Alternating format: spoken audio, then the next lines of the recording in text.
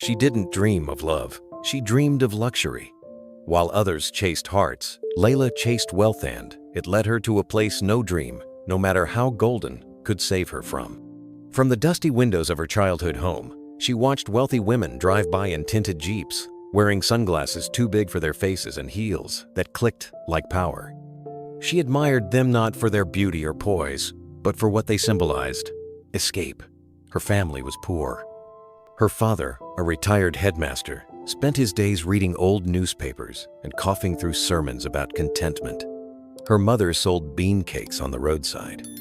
Their house, a peeling bungalow in Ijebu Ode, smelled of kerosene and old dreams. But Layla, Layla, saw beyond that. She promised herself one thing: I will never marry a poor man. Never. I want a life where I don't have to choose between baby formula and bus fare. And so, as the years passed, Layla sharpened herself like a weapon. She learned how to walk with calculated grace. She mastered the art of sweet words and practiced her smile in front of a cracked mirror. Love was never her concern. Kindness, optional. Loyalty, negotiable. Money was the only non-negotiable. Then came Folerin. He entered her life like a thunderclap. Tall, handsome, and magnetic. He was the kind of man mothers prayed their daughters would meet, and the kind of man Layla had spent her whole life preparing for. He owned an agro-business that exported cocoa to Europe. He dressed simply, but expensively. And more importantly, he was generous. Their meeting wasn't romantic, it was strategic. Layla had overheard him talking to a client at a hotel bar. She adjusted her dress, walked up to him, and asked for the Wi-Fi password. Folerin looked up and smiled. That was all she needed. By the third date, he was hooked. She laughed at his jokes, touched his arm gently when he spoke, and called him my king. By the sixth, he was talking about marriage. Layla didn't waste time. She moved into action like a general going to war. She made herself useful, religious, modest, and wise. Let's build something lasting, she told him one night while holding his hands. Not just wealth, but peace, home, family. Folerin's heart melted. To him, she was perfect. To Layla, he was an ATM with a heart. The wedding was a spectacle. People said it looked like a governor's daughter was getting married. The hall sparkled with white orchids. Musicians played like they were at a stadium. Instagram influencers posted pictures and tagged them number fairy tale love. But as she danced that night, swaying in her diamond-stitched gown, her eyes weren't on Folerin. They were locked on the ceiling, chandeliers, and the thought in her head: this is only the beginning. I will control it all. If you met Layla a week after her wedding, you'd think she was born to be a wife. She moved through the house like silk cooking occasionally, organizing prayer meetings in the living room and asking Folerin about his day with genuine-sounding concern. Her laughter was warm. Her tone is respectful. But none of it was real. Behind the soft giggles and calm grace was a woman plotting with precision. Layla had a spreadsheet in her head. Income, expenses, and more importantly, what she could siphon quietly without suspicion. On a Sunday afternoon, while sipping fresh juice on their marble veranda, she made her first move. "My love," she said softly, placing a hand on Folerin's thigh. "Let's be wise with how we spend. I know you're generous, but the future is uncertain. We should start saving. I can manage it for us, just small extra funds each month, for emergencies, for the children we will have." Folerin's eyes lit up. In a world of spendthrift women, he believed he had found a unicorn who cared about legacy. "Of course," he said, pulling her closer. "You're right. I'll give you something extra each month to put aside." And just like that, the account began to grow, only it wasn't for emergencies. The moment she received the funds, she shopped like a woman possessed. New perfumes arrived in gold-capped bottles, shoes that cost more than her father's annual pension, food delivered from upscale restaurants every evening for herself alone. The house started to change. The smell of fried plantain and grilled turkey was replaced by silence and cold-boiled yam. Folerin and the children's meals became smaller. "Mommy, I'm still hungry," her daughter muttered one night. "You need to train your stomach," Layla snapped without looking up from her phone. Even Folerin noticed.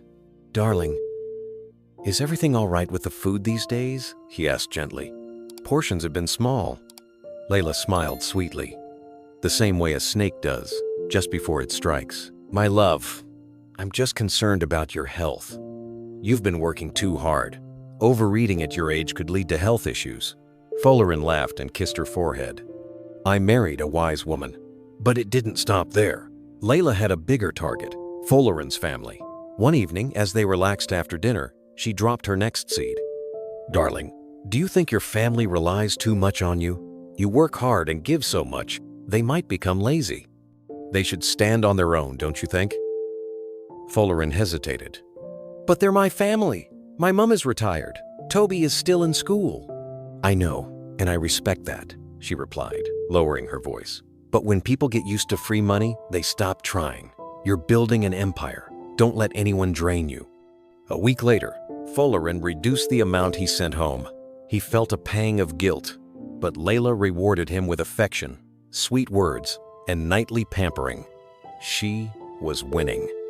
And now that she had softened his bond with his family, it was time to start showing them who was in charge. Her first target was Mama Folerin. The old woman arrived for a weekend visit with a small Ghana-must-go bag and a warm smile. Layla greeted her with a stiff hug, and the kind of smile that stopped at the mouth and never touched the eyes. That evening, she served Mama a plate of cold white rice with what looked like tomato water and not a single piece of meat. "Mama, at your age, meat can be dangerous," she said calmly when questioned. The older woman didn't argue. She simply watched. When Folerin returned and his mother told him what happened, he waved it off. "Mama, she only wants what's best for you. Don't misjudge her." But Mama knew. The next morning, she packed her bag and whispered as she left, "God sees everything." Layla was on a roll. She had the house, the money, the image, and now, less interference from Folerin's family. The next step in her quiet conquest was total control. But not everyone in Folerin's life would go down quietly. One Saturday afternoon, Adeora Folerin's older sister arrived unannounced. Adeora was no ordinary visitor. She was bold, principled, and fiercely loyal to her younger brother. Though she hadn't visited since the wedding, she came bearing love bags filled with goodies, snacks for the kids, new clothes, and gifts for the staff. But the moment she stepped into the house, Layla's face tightened. Her usual fake smile flickered. At dinner, Adeora expected to be treated with respect, at least a decent meal. But what arrived at the table was laughable. One scoop of plain jollof rice and a single piece of meat. Adeora raised a brow. "Is this the starter?" Layla, sipping wine, replied without flinching, "We don't waste food in this house." That was it. The fuse sparked. Adeora dropped her spoon slowly. "I warned my brother not to marry you," she said coldly. Layla stood abruptly. "Who do you think you are to insult me in my own husband's house?" The shouting match that followed was loud enough to wake the neighbors. When Folerin walked in, tired from work, he found his sister livid and his wife playing the victim. "I'm sorry, Ada," he said after hearing both sides. But Layla meant no harm. "Please respect my home." Adeora was stunned. She had taken risks for her brother growing up, fought bullies, and defended him with her last breath. And now he defended the woman insulting her? Without another word, she packed her bags and left before sunrise. But Layla wasn't done. Next came Tobe, Folerin's younger brother, who was home from university for the semester break. He was quiet, polite, and respectful. But to Layla, he was an intruder. By the second night, she cornered him in the kitchen. "Tobe," she said bluntly, "I know you like staying here, but men shouldn't overstay in another man's house. You're old enough." Though hurt, Tobe didn't argue. The next morning, he quietly left. No one had to tell him his brother's house was no longer a home. Layla was thrilled. With every visit cut short, with every relative driven out, she was consolidating power like a quiet dictator. Soon, the only people left in that mansion were her, Folerin, the kids, and the staff. But even the staff were on her radar. She watched them every day. The driver, the nanny, the cook, the housekeeper. Folerin treated them like family. He paid them well, gave them time off, and made sure their needs were met. To Layla, it was a complete waste of resources. These people are living better than most graduates, she muttered to herself one day, eyeing the cook's new sandals. What's the point of paying them this much? She began to scheme. First, reduce their food. Then, criticize their work. Slowly chip away at their confidence. When the time was right, she'd fire them all and pocket their salaries. But before she could act, something happened that made her heart leap with joy. One evening, Folerin walked into the living room, holding a large brown envelope. "Love," he said. "This is the monthly payment for the staff. Please help me distribute it tomorrow. They've worked hard." Layla's eyes sparkled, though her smile was modest. "Of course, sweetheart. I'll handle it." As she took the envelope, her brain raced. She opened it in private and saw the total hundreds of thousands of naira. It was more than enough for a luxurious escape. And just then, as if the universe aligned with her greed, her phone buzzed. It was a WhatsApp message from her elite friends Halima, Kemi, and Zainab.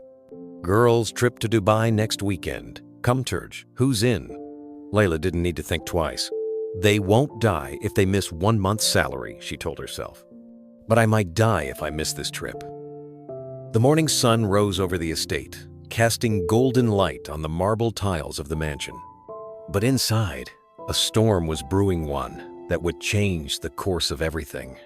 Layla stood before the mirror, dressed in a flowy silk robe, gently patting serum on her face as if preparing for a photo shoot. On the bed lay her passport, her Dubai visa, and a new floral two-piece swimsuit she had ordered online weeks ago, long before Folerin gave her the envelope. The plan was perfect. The staff were expecting their salaries that morning. She would gather them, pretend to deliver bad news, stall them for a week or two, and by the time they realized what had happened, she would be far above the clouds, flying first class to paradise. By 9 a.m., she clapped her hands and called everyone into the living room. The cook, the nanny, the housekeeper, the driver, even the gardener, they all came and stood in a respectful line, thinking it was payday. Layla walked in slowly, wearing a somber look. She cleared her throat dramatically. "My dear workers, I have some unfortunate news," she began. Everyone glanced at one another. She sighed deeply, like a politician addressing the nation during a crisis. "My husband's business is facing a few challenges. Things are tight right now. There won't be salaries this month." A long silence. Then Musa, the driver, frowned. "Madam, but Oga gave you the envelope yesterday." She raised her hand. "Please, Musa, don't make this harder than it already is. I had to use the money for urgent family needs. It wasn't easy for me either." Amaka, the nanny, looked confused. "But Oga promised this morning. He said we would be paid today." Layla placed her hand on her chest. "Amaka, I feel your pain. Just put us in your prayers. Next month will be better." The staff left the living room slowly, shocked, disappointed, but too powerless to protest. Layla, however, returned to her room, packed her designer luggage, wore a champagne-colored caftan, and took one final look at the house. She wasn't sad. She was glowing. By 4 p.m., she was at the airport lounge, sipping wine and taking selfies with Halima, Kemi, and Zainab. Her Instagram feed lit up with captions like, "Chasing peace, not people. Soft life, or nothing. Dubai diaries with my queens." Back home, life wasn't glowing. Musa's mother fell critically ill in the village, and he couldn't send money for her hospital bills. Amaka's kids were sent home from school. The cook's landlord locked her apartment door. The housekeeper wept at night, wondering how she would feed her own siblings. But the money meant to ease their suffering was now paying for spa treatments and yacht cruises in the Persian Gulf. In Dubai, Layla was in her element.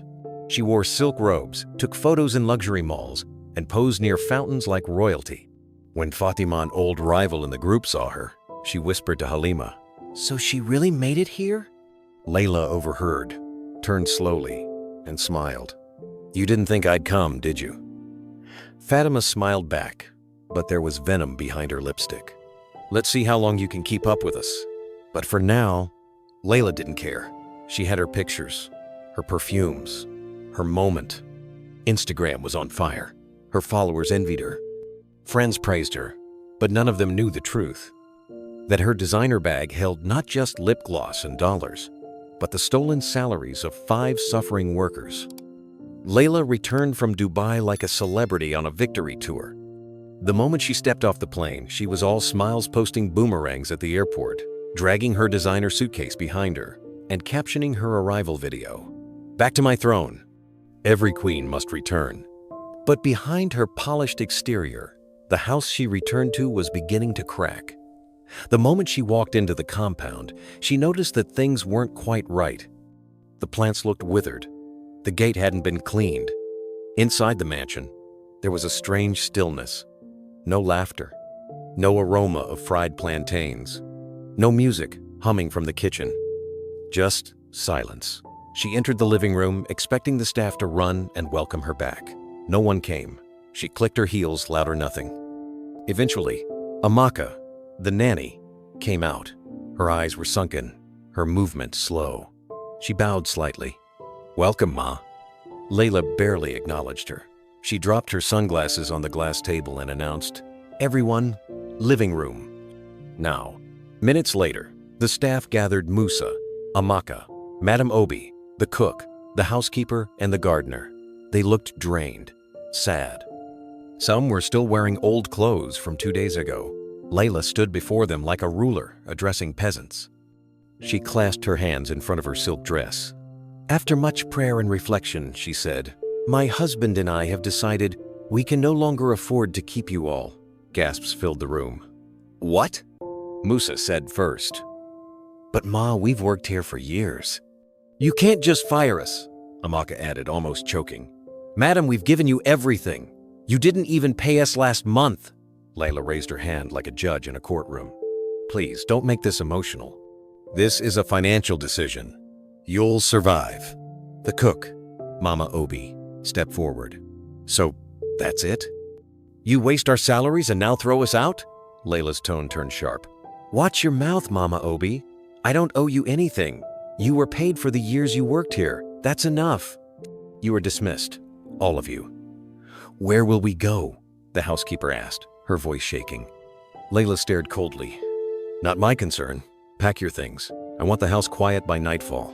And one by one, they did. With tears, curses, and trembling hands, they packed their belongings and left. Layla watched from the balcony with her arms folded, her face expressionless. She felt like she had finally won. No more complaints. No more salaries to pay. No more people watching her. Every move. Just silence, control, and a mansion, all to herself. Or so she thought. That night, she woke up hungry. She rang the bell next to her bed, forgetting the cook was gone. She rolled her eyes and dragged herself to the kitchen. She attempted to boil noodles. The pot burned. The egg exploded. Smoke filled the air. She managed to serve a plate of whatever she had created and placed it in front of her children the next morning. One bite and her son dropped his spoon. "Mommy, this food tastes like punishment." Layla snapped, "Eat it or starve." By the third day, the mansion began to stink dust gathered on the tiles. Unwashed plates piled up in the sink. Clothes were scattered like forgotten promises. There were no hands to sweep, no arms to carry, no hearts to care. Her children grew pale, dirty, thin. Their cries were no longer about toys or cartoons, but about hunger. And slowly, the queen of the mansion began to crumble. No workers, no help, no plan. She was ruling over ruins. By the end of the week, the mansion no longer looked like a home. It looked like an abandoned estate. The shining tiles were now dull with grime. Dirty laundry spilled from hampers. Leftover food rotted in the sink. Even the walls seemed tired, as if they too missed the laughter, the smell of food, and the warm rhythm of a functioning home. Layla didn't care, or so she told herself. She tried to clean on her own, scrubbing floors and heels, sweeping half-heartedly with one hand while scrolling her phone with the other. But by afternoon, she would give up, covered in sweat and frustration. Still, pride wouldn't let her admit defeat. Then the children fell ill. It began with a mild cough from her daughter. Then came the fever in her son. Within days, Both were burning up. No nanny, no cook, no one to help. Layla panicked. She paced the room like a lioness trapped in her own zoo. She touched their foreheads and whispered, "You'll be fine, okay? Mommy's got this." But she didn't. She didn't want to spend money on a hospital. She still had a few thousand naira tucked away, sacred funds meant for her next shopping spree.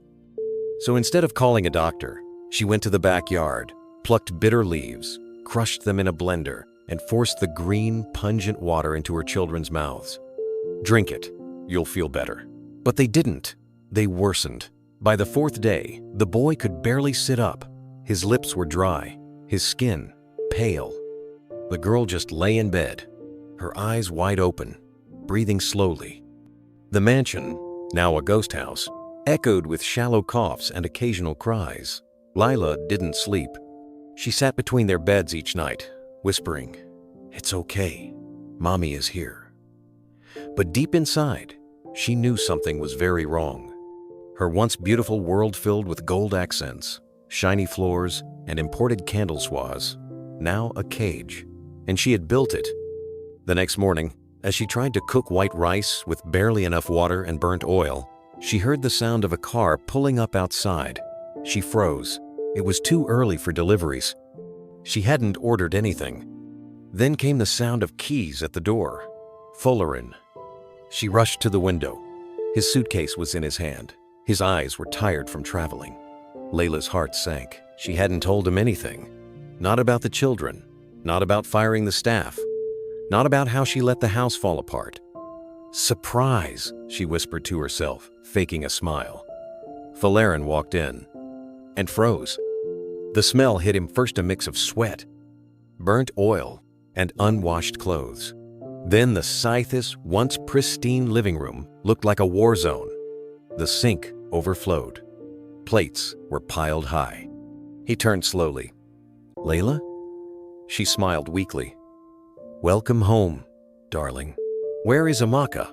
Musa? The cook?" Her lips trembled. "They left. I begged them to stay. They all quit. Right after you traveled." "Quit?" he said quietly. "All of them? At the same time?" She nodded, forcing tears. "They said they were tired. I tried to hold everything together. I tried to be strong." He dropped his suitcase and walked into the children's room. What he saw broke him.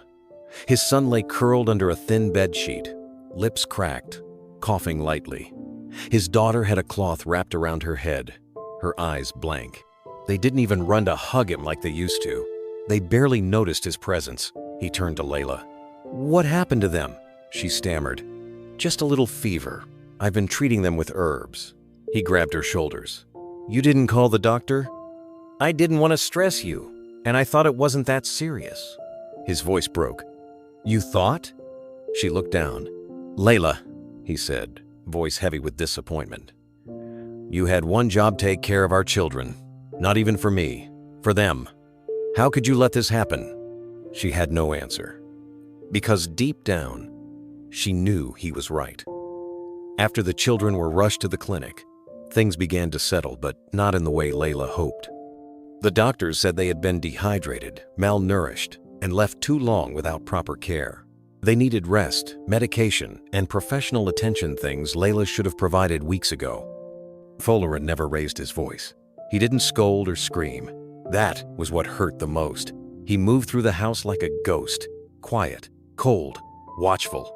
He returned with new workersa, new nanny, a new housekeeper, a temporary chef, and paid them all up front. Within days, the home began to look like it once did. But the warmth was gone. There was no more hand-holding, no playful banter at breakfast, no kisses on the forehead before bedtime, just silence. Layla tried to fix it with smiles. She dressed up, wore the prettiest gowns, cooked his favorite meals, but Folerin only nodded and said, "Thank you." One evening, he stood on the balcony, staring at the compound as the night crept in. Layla walked up behind him, wearing a soft satin robe. "My love," she said, "I know I've made mistakes, but I'm trying." He didn't turn. "I gave you everything," he said softly. "Trust, money, a home. You had no reason to lie." "I only wanted us to be stable," she started. "Stable?" He faced her now, eyes heavy with disappointment. You fired everyone, nearly let our children die, and lied to my face about savings. Where's the stability in that? She bit her lip, tears rising. You always say we're partners. I just wanted to handle things the best I knew how. Partners don't lie, he replied, and love doesn't drain you. Layla looked away. It was the first time she felt what it was like to be on the outside of her own home. Folerin walked away, not in anger, but in resignation. The kind of silence that comes when someone has finally stopped hoping. The next few weeks passed like fog. He went to work. He came home. He slept. He woke up. No arguments. No connection. Just two people coexisting in a space that used to be filled with laughter and touch. And then came the test. Folerin's business hit a rough patch. A major client defaulted. A shipment was delayed. Salaries needed to be paid. Expenses were piling. One evening, he sat with his calculator, rubbing his temples. Then he remembered. The emergency savings. The funds he had been giving Layla every month since they got married. He turned to her. Babe, I need some help. Things are tight right now. Please transfer some money from our emergency savings. It'll only be temporary. Layla blinked. Her mouth went dry. Oh, the money. I can't access it now. He looked up. Why not? I locked it. It's in a fixed deposit. For security. Can't withdraw until next year. Folerin sat still. I asked you to keep that money for emergencies. I was trying to protect it, she whispered. He nodded slowly. Just like you were protecting the children when you made them drink bitter leaf instead of taking them to the hospital? Layla flinched. He didn't ask again. He stood up, left the room, and called his sister Adaora. Within 48 hours, she wired him the money he needed. No questions asked, no delays. And that's when the final piece of trust cracked. Not loudly, not with yelling or slammed doors, but quietly, like glass breaking beneath a heavy footstep. That night, Layla lay beside him in bed. He faced the wall, and for the first time since they married, she felt truly alone. The air in the mansion had changed. Even the children felt it. They had recovered from their fever, but the warmth in their home was missing. Mommy wasn't smiling as much. Daddy was quiet, and the new nanny, though kind, couldn't replace the laughter they used to know. One afternoon, as Folerin drove home from a long meeting, something tugged at his heart. He hadn't been checking in like he used to. Work had kept him distracted, and his emotional walls were still high. So he decided to call his son. Hey, champ, how's school today? The boy replied with hesitation. It's okay, Daddy. Folerin noticed the tone. Do you like your teachers? There was a long pause. Daddy, they sleep a lot. Folerin nearly ran off the road. What do you mean? They just put their heads down. We sit and wait. Sometimes they don't even come. His grip tightened on the steering wheel. Son, which school did Mommy enroll you in? The yellow building. Not the one with the gate, you said was nice. This one is close to home. Folerin's heart sank. That wasn't the school they had agreed on. That evening, he waited until the children were asleep. Layla was in the living room, painting her nails and humming. He didn't waste time. Layla, he said firmly, why are the kids not in the school we agreed on? She looked up, feigning confusion. What do you mean? The one with the big green gate, the school we visited together. I gave you the full payment, so why are they somewhere else? Layla smiled, like a politician deflecting. That school is too expensive, babe. And I thought, why waste that kind of money when there are cheaper options nearby? Folerin stared at her, stunned. We didn't agree on a cheaper option. I trusted you with that money. But I saved it, my love, she said, touching her chest. For their future. Every smart mother saves for her children's future. He stepped back. A future where they can't read now? Where teachers sleep during class? Layla's tone hardened. Why are you acting like I've done something terrible? I saved money for the family. Isn't that what you always wanted? No, he said quietly. What I wanted was honesty. What I wanted was a partner who wouldn't smile in my face and lie behind my back. She crossed her arms. So now I'm the villain? He didn't answer. That night, he didn't sleep. He sat in the study, staring at the walls, remembering everything, the laughter they once shared, The morning she brought him breakfast in bed, the promises they made on their wedding day, and the lies that had now built a wall between them.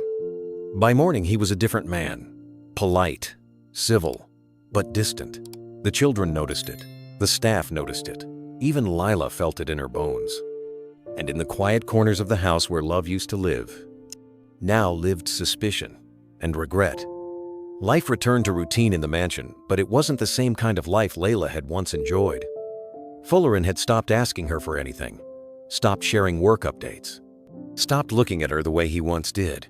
The house ran smoothly thanks to the new staff, but the home was cold. Layla tried to ignore it. She busied herself with online sales, browsed property listings, flirted with the idea of starting a clothing line, anything to distract herself from the gnawing emptiness growing between her and her husband. Then one evening, it all came crashing down. She was sitting on the sofa, scrolling through Instagram stories, when her phone rang. Unknown number. She frowned. Hello? The voice was male, deep, official. Is this Mrs. Folerin? Yes. Who is this? This is Officer Danlotti from the State Police. I'm very sorry, madam, but your husband was involved in a fatal car accident this afternoon. He didn't survive it. The room spun. Layla's mouth opened, but no sound came out. Her phone slipped from her hand. Her knees buckled. No! What did you say? The voice repeated the news gently, but firmly. I'm truly sorry, madam, she screamed. Tears exploded from her eyes. She wailed so loudly the nanny rushed in.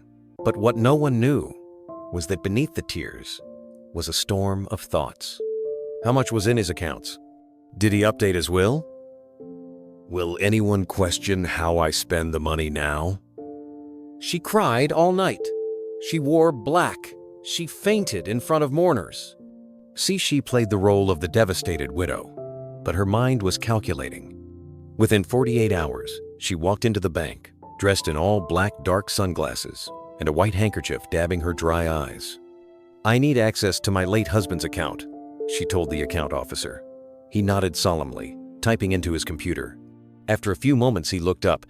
I'm so sorry for your loss, madam, but you can't access the account yet. What? You're listed as next of kin, but there's a restriction. Mr. Folerin placed a special condition before his death. Without a court order, you can't withdraw a single naira. Her heart dropped. What do you mean he restricted it? He updated his settings 2 months ago, madam. It was a specific instruction. Very detailed. Her hands trembled. So, I can't touch the money? Not without a court order, he repeated. I truly apologize. Layla smiled faintly and whispered, No problem. I'll get the papers. But as she walked out of the bank, the world began to collapse beneath her heels. She thought it couldn't get worse. She was wrong. 7 days after Folerin's supposed death, the mansion was unnaturally quiet. The mourning crowd had thinned. The condolences slowed. The sympathy had started fading. But the bills didn't. Electricity, generator fuel, food, workers' salaries. Everything needed money, and Layla had none. The bank was still stalling her. The court documents she needed were proving harder to obtain than expected. Legal fees piled up. The staff began to murmur no one had been paid since the tragedy. Then came the final blow. One afternoon, just as Layla was spoon-feeding her daughter watery pap, the doorbell rang. She opened it and found 2 men in suits, holding clipboards and wearing grim expressions. Mrs. Folerin? One asked.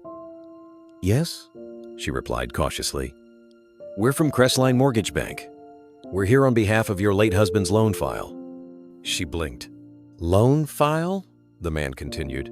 The house you're living in was used as collateral. Mr. Folerin took a business loan 3 years ago. The repayment stopped recently. Since the debt is unsettled and the account is frozen, we're here to initiate repossession procedures. Layla laughed. It came out high-pitched and nervous. You must be joking. This is my house. No, madam, the man said without a smile. It was your husband's house, and now it legally belongs to the bank until the debt is cleared. Layla's stomach twisted. You can't just take my house. The men remained calm. We're giving you 48 hours to vacate the premises. After that, we will return with enforcement." She slammed the door. Her chest pounded.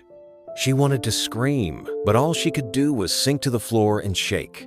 She had nowhere to go. No money, no property, no legal access. The walls that once made her feel like a queen now felt like a trap. In 2 days, the bank returned. Cold, efficient, legal. The staff already unpaid and restless began packing. One by one, they left. No goodbyes, no regrets. Just silent resignation. By sunset, Layla and her children stood outside the mansion with 3 bags between them, staring at the gates being locked behind them. She had never felt so small. That evening, with no other option, she made her way to Folerin's family home in Egbeda. She stood outside the old bungalow with her children, disheveled and desperate. Mama Folerin opened the door, her eyes narrowing. "You have the guts to come here?" she said. Layla fell to her knees. "Mama, please, I have nowhere else to go." Mama's voice was sharp. "Where was this humility when my son was alive? You threw us out. You insulted us. You called us village people." Tears poured from Layla's eyes. "Please, for the children." Mama Folerin didn't flinch. "You are dead to us. Leave." With a slam, the door closed. And for the first time, Layla didn't fight back. She picked up her children and walked away. With nowhere to go, no one left to call. And night fell on her pride, her plans, and her empire. Layla had hit rock bottom, but life had one more level to show her. After being rejected by Folerin's family, she remembered one last place her childhood home in Ijebu Ode, the same home she once abandoned. The same family she turned her back on when money found her. She knocked on the faded door just after sunset. Her children stood beside her, dusty, hungry, and confused. Her mother opened it slowly. Her expression didn't change. "Layla," she said, as if the name tasted bitter on her tongue. "Mama, please, I have nowhere else to go." Her mother didn't move. "When I begged you to help your sisters, you mocked me. You said I smelled like the gutter. Now look at you." Tears streamed down Layla's face. "I know I was wrong. Too late," her mother whispered. "Go and suffer the way we did." And then she slammed the door. Layla didn't cry that night. She just sat on the ground, her children huddled beside her, wrapped in one scarf she used to tie her designer wig. The same street she once sped past in tinted jeeps now became her refuge. The next morning, she sold her last pair of heels for a few thousand naira. She bought oranges from a roadside market and began hawking near the motor park. "Sweet oranges! Buy your sweet oranges!" Each time a former friend or distant relative passed by, she looked away. By the end of the week, she was hired to work in a small buka roadside food joint. Her job? Washing plates and scrubbing floors. It wasn't easy. Her hands bled, her back ached, but she did it. For the first time in her life, Layla worked for every kobo she earned. One afternoon, she was scrubbing a tray table when she heard a burst of laughter that chilled her bones. Familiar, confident, cruel. She turned slowly. It was Halima, Kemi, and Fatima. Her old Dubai girls, the same women she toasted champagne with on yachts. The same women she once bragged to. They were dressed in gold and velvet, dripping in perfume and pride. Fatima stopped mid-stride. "Is that Layla?" The 3 of them stared. Layla tried to turn away, but it was too late. "Wait, Layla, you work here?" Halima asked, eyes wide. Layla froze, her throat dried, her hands trembling. Kemi stepped forward and picked up her palm. Her hands were rough, nails broken, cuticles blackened. Fatima smirked. So this is where the queen landed. The same Layla who wanted to flex with politician wives, now washing plates. The waitresses in the buka stopped serving. Even the customers turned to look. Layla wanted the earth to open and swallow her, but it didn't. She ran into the back room, collapsed beside the freezer, and cried into her apron, not just from shame but from realization.